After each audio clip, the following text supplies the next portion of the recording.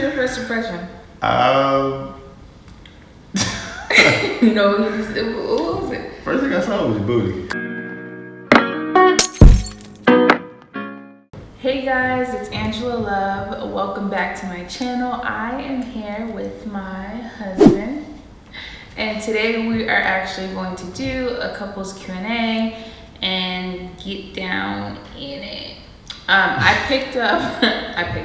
I wrote 7 or 8 questions and he came up with 7 or 8 questions. I don't really know what questions he's gonna ask, so I'm hoping it's not too bad, but we're doing this because we want to be raw and unfiltered, so here we go.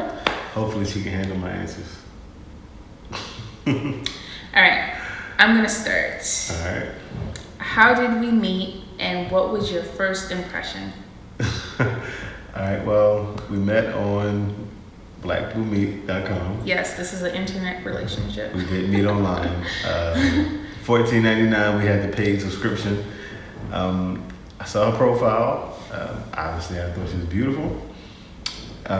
So the funny story, when I met up with her that day, me and my buddy was going to the movies, and to this day, she swears that I was, trying to see somebody else, but we were going to see the movie. The Red Tails. No. Let me tell you guys what really happened, right? So, I put on my best. I go downstairs to go see him. Everything's popping in all the right places. And I get down there. He talks to me for about 15 minutes, and he's like, "Oh, I gotta." 15 minutes. Whatever. He's like, he's like, "Oh, I gotta go meet up with my boy to watch TV." Watch I'm like, movie, yeah. Sorry, go watch a movie. But either way, I was like, so how you gonna meet me and then leave me to go watch a movie with your boy? We had already purchased tickets. He was holding my seat. It was filling up, and he was calling me like, "Hey, where you at?" And I'm like, "Dude, give me a second. I met this really, pretty young lady, and I'm about to go see her real quick." So my first impression of you. What was your first impression? What was it? First thing I saw was booty, and you're walking to me. So I was in heaven. I was like, yeah, this is gonna be great. It's nice. Well, my first impression, he came out the car, and I think you opened the door for me. I did. He was just really, really nice. So I really liked that. Really respectful. I thought he was handsome, of course. That's why I was so bummed when he said he had to go to the movies. Like, imagine having an adult conversation. You see someone, you're physically attracted to him, everything's like great, and then he's like, "Sorry, I got a movie that I gotta go to." I make commitments and I stick to them. That's what I do. And I really went out with my boy. Right. Okay, and by the way, that was in 2012. Yep. So we are coming up on our 7-year anniversary. 5 years being married. Right. Okay, what's your question? All right. How long did it take for me to meet your kids? Okay, so for those of you guys who don't know the backstory, because I don't think I've mentioned this before. When I met Brandon, I had already had 2 children, Jill and Gregory, and I think they were ages 9 and 6. I met Brandon in January of 2012, and I don't believe they met you until September of 2012. So it took quite some time. I know for anyone who has children, and you're dating again, one, it's scary because there's a lot of crazy people out there, and you don't want to just bring just anybody around your kids. So it did take quite some time. How did you feel about it? Did you think it was too long? No, I thought that was perfect. My mom was kind of similar the same way. My stepdad, we didn't meet him right away. It took about a year, literally a year before we actually seeing him on a consistent basis. So that was really kind of you got points for that. I thought you were really responsible. Oh, thank you. Well, we now together, my 2 plus the 4th baby that we're bringing in, now have a total of 6 children, and we should actually count Tyler. Yes, we should count Tyler. So 7 children between both of us. All right, so next question. How old are you guys? I am 34. I will be 35 in September. I'm 33. I just turned 33 in January, and yes, she did rob me from the cradle. Alright, what's your next question? All right. We answered a bunch of questions like all in one go. I'm gonna get to a good question. Your questions are too nice. All right. Your most embarrassing moment. Oh my God. You want me to tell it? Or you want to tell it? Should I tell it? There's a lot of embarrassing moments, but one in particular sticks out. Throw me under the bus. Oh my God. I'm just so embarrassed. Oh my goodness. Okay. All right, so she's not gonna tell you. So when we first started dating, and everybody knows if you go to the Waffle House, there's always a Waffle House culture. You put silverware, a cup of hot water because it's the Waffle House. I don't know if they really clean guys, it. I was nervous. But you want to make sure that your utensils are clean, so you always ask for a cup of hot water. You put your utensils in there, you let it soak, you take them out, you dry them off, you use them, right? This is at the Waffle House. So another date we went on was at Cheesecake Factory. Cheesecake Factory, not the Waffle House. So we're sitting there, and she's looking amazing. You are so proud of this story. I just want you to know. I mean, drop dead gorgeous. How I feel inside. And she asked for a glass of ice water. I didn't ask for it. Whoa. She did. You didn't. No, you asked for it. You asked for ice water. She asked for a cup of ice water. So I'm like, cool. I'm not thinking anything of it because ice water. Everyone wants some water. But then she took the silverware out, and she, as we're talking, she throws the silverware into the cup of ice water. And I'm looking at her like, what are you doing? Why did you do that? Oh my God. And she's like, so innocent. That's why I love her now. It was so innocent. She was just like, what do you mean? I thought this is what you did at the Waffle House. So I'm like, no, you don't do it in cold water. You do it in hot water. I was just trying to impress him. The waiter comes by and he's kind of looking like, you need new forks. What's going on over there? So yes, that was her most embarrassing moment. I love telling this story because it's so funny, and it just made me like fall head over heels with her after I seen that. It was so cute. Sorry. Alright, are you gonna do the other one? You might as well just do it while I'm already feeling like Which one? shamed. That was it. I don't even know. I don't remember which one you're talking about. Okay, alright. Do you have an embarrassing one? I feel like you're not embarrassed about anything. Too much. It's not fair. Oh my God, that brought tears to my eyes. I'm pretty like much whatever. Well, guys, I now know that it was hot water that he put the utensils in. It was one of those things. I was nervous and I was like trying to impress him, and I saw him do it, and I didn't pay attention to the fact that one was hot and one was not. And you know what? It's very embarrassing that it happened, and I've grown from it. It brought us closer together. Oh my God. I don't think I have any embarrassing moments. No. Because I would have to be embarrassed. I don't really get embarrassed that often. Alright, I did have this situation where I was trying to be like a cute, nasty, playful, and it backfired on me in the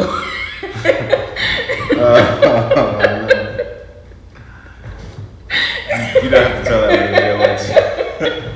I was gonna leave that one out. Oh my God. Okay, maybe we should leave that one out. Yeah, it's pretty crazy. Oh my gosh. My eyes are watering. Okay, do you have another question? Alright, what's your sign? I am a Virgo. And what does that mean to someone who doesn't know? Okay, so I think the dates are like, if you're born between August like 22nd or 23rd to September 22nd or 23rd, you are considered a Virgo. And some of our great attributes are that we're extremely organized and detail-oriented and very loyal people. We like to criticize, but you know, we're there for you. So yeah, what's yours? I'm a Capricorn. I don't know anything about a Capricorn except that it's a goat. But outside of that, I have no clue on the dates. I think it's like December. It's like December 26th to like January 15th, something like that. But as far as like attributes and the traits, I have no idea what they are. He's a great person. We're a great match, Virgos and Capricorns. I don't know if we're compatible. We're compatible. But, you know, compatible.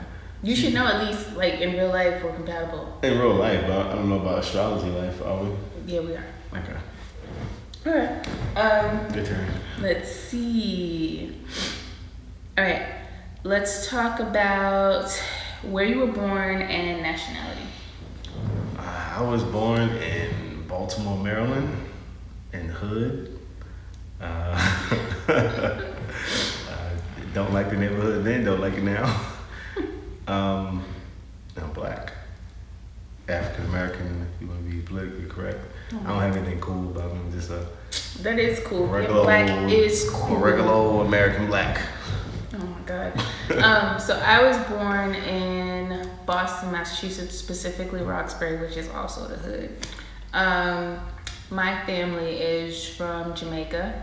My dad's from Haiti, and I was the first born here in the United States. Easy question. What was it like meeting each other's families?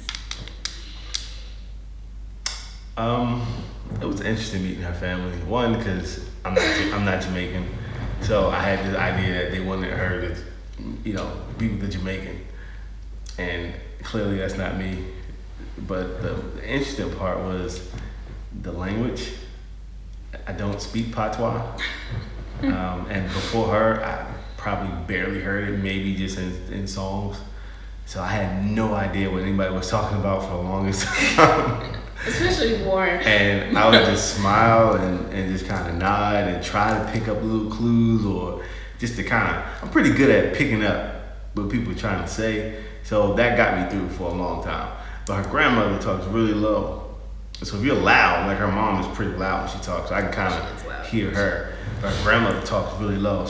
And I think it's rude to keep asking someone who speaks a different language, like, wait, what? I think it's rude, so I'm just kind of like, I'm just going to guess. Go with it. So a lot of times I just guessed like what they were saying, and I'm sure they probably thought I was crazy because I just saying yes to everything. Said yes to everything, like just did something that they were like, "What are you doing?" I'm like, "I thought you asked me to do that." That was interesting.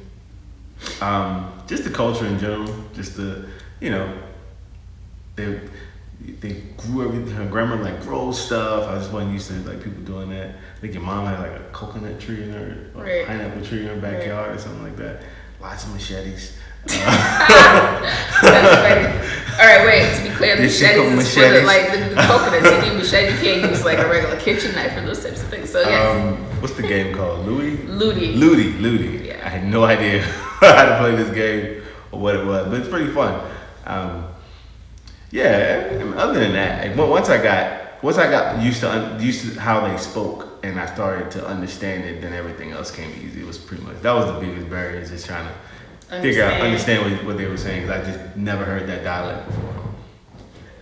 My experience. Okay, so I was extremely nervous meeting Brandon's family because they are your traditional, conventional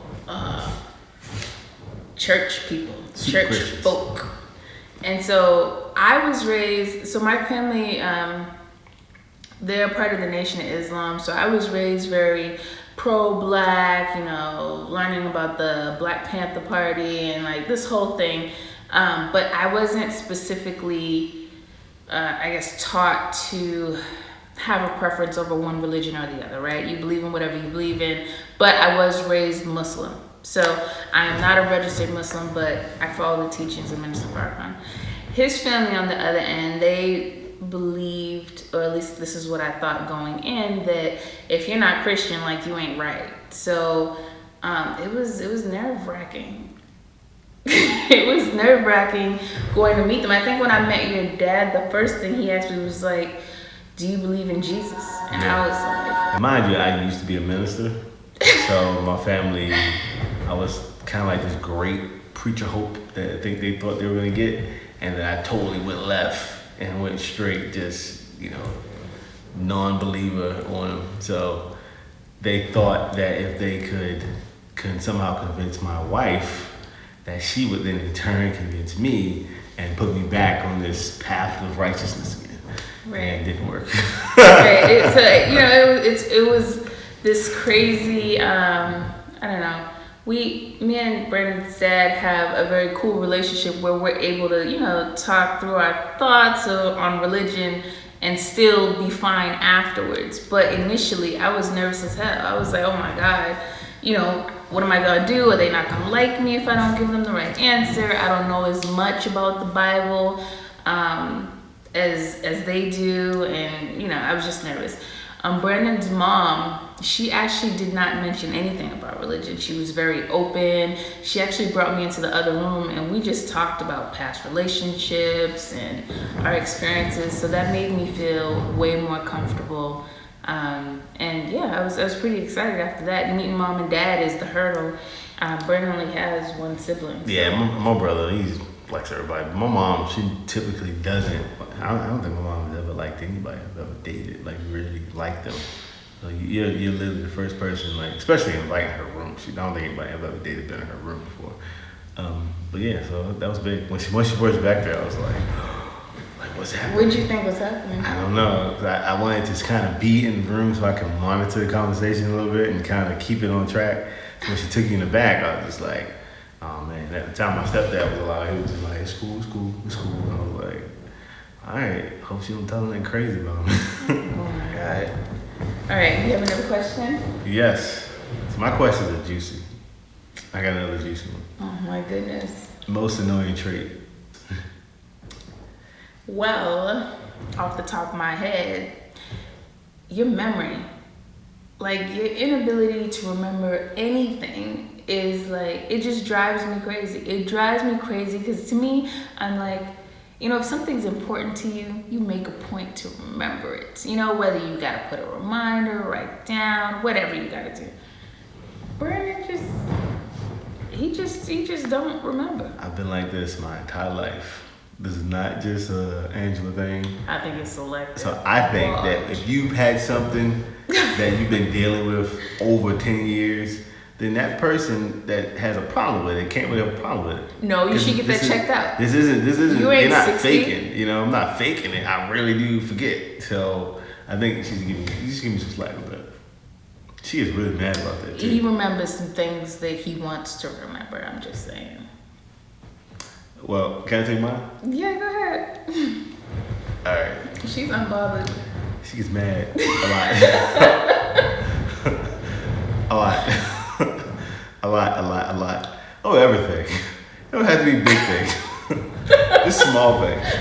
Everything? Like, hey, put the soap on the floor. I'm not talking to you for a day. It's like, wait a minute. It don't be the whole soap. day. I can just pick the soap up. We can go about our business. It don't be the whole day. Everything can be something we can fight about.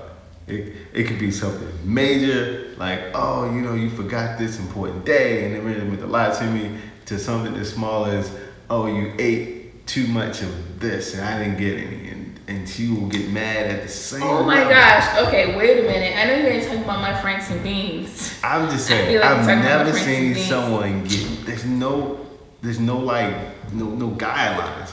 Everything has equal anger. Equal. It has to be. It's the craziest thing. Equal. Somebody has to be wrong in everything. You're either right or you're wrong. That's what it is. I love you though. I love you too. I learned how to, get around it. And how's that? I forget. Who said I love you first? It's probably me. Why you gonna say it like that? Cause you want to say it. But when I met Angela, she had some bad experiences in some relationships. So she was very not with the shit. And you should never ever be with the shit. She no told matter what. me that Just I was saying. going to die alone, and that nobody you need cares. to give them some context. Nobody cares about me, and that she told me I would die alone. Rewind. Like, when I met Brandon, this is serious. Let me tell you about this man. He is very intelligent, very educated. He knew he had his shit together. Okay, when I met him, He had a great job, no baggage, lived by himself, had a car, nice savings, great credit score. Everything was going for him. So when I met him, he kept telling me, like, I'm a catch. He told me that over and over again. I just want to let you know I'm a catch. I'm a catch, I'm a catch, I'm a catch. And I started to get bothered. Like, I don't need you to keep telling me that, one, okay? Second of all, I don't know if you know who you're talking to, but she is not coming with an empty hand either. So I was offended. And he kept telling me that over and over again. And it got to the point where I was just like, you know what? I hope you don't think I will die alone. I hope you don't think I will be jumping over hurdles because he has a good credit score and a great job. Because she will not. She told me that she don't need me, nor do she want me. And that I could go somewhere that I'd rather not say because it's a very bad place where bad people will go. So. Oh my goodness. Yeah. Tell me what you were saying about yourself. I just had confidence in myself. That's all you got. That's what you got to do. You just had confidence. I just knew my worth. Go ahead, talk about your worth. Listen, brothers, all the brothers out there, know your worth. All right, you kings, man. You know what I mean? Know your worth and stand on it. So that's what I did. I stood on my worth, and I knew that I was a king. I come from royalty. So you had to keep telling me over and over again that you were a catch. I just wanted you to know. But I knew. Well, I'm talking to you. It's nothing wrong with you got me on your first date. So clearly there's some things I like about you. Why'd you have to continuously keep telling me? Well, listen, because of that dynamic and her being the strong, woman that she is, the love came from me first. I'm probably 99.9% sure that I said it first. So. He knows I love him. You do, right? Of course. Okay. All right. So. Are you out of questions? No. Oh, okay. Proposal. How did I propose to my lovely queen? All right. So this happened in February of 2013. It was the Super Bowl. The Ravens were playing the 49ers. Super Bowl. I was sick. When I say sick, I think you had bronchitis. Yeah, I had bronchitis. I had something else. But we lived in Jacksonville, Florida, which the temperature, it fluctuates. It's really hot. It's really cold. It's hot and raining and sunny all at the same time. And I'm sick though. Like, went to the doctors. I haven't been to work for a couple of days. I got medication, and he's like, "Oh, come on, we're gonna go for a ride." And I'm like, "Where are we going?" He won't answer any questions. But as he's driving, being the detail-oriented person that I am, I can see in his pocket the shape of a small box. So I'm thinking to myself, like, ruin the surprise. Oh my God, like, he's gonna propose. So like, be cool. So anyway, he's driving, and I'm still asking him, like, where are we going? Are you gonna give me some hints, clues, whatever? We finally pull up to the beach. So I'm like, okay, now for sure, he's gonna propose, because why are we at the beach and I got bronchitis and I'm sick? So he brings me out, and I didn't even think it was like sunny that day. It wasn't that sunny. It was kind of a cloudy day. I mean, it wasn't like raining, but if you've ever been to Florida weather, it can be very cloudy and not rain at all. It's just how Florida was. I probably should have took the ring out the box. Yeah, that probably. I didn't think about it. Imagine sitting down. He has pants on there, not baggy. You can literally see the whole Zills box, right? Anyway, so I was super nervous. I probably didn't think about it because I was nervous out of my mind. I've never felt this way about someone before, and I was pretty sure she was gonna say yes. But there's always that lingering thing, and then I was like, oh, maybe I should have invited the kids, or maybe I should have brought her grandmother. I was kind of I had the ring for about maybe a week, and I was just like, I don't know. And I called my buddy up that day. I was like, dude, I want to do it. I'm nervous.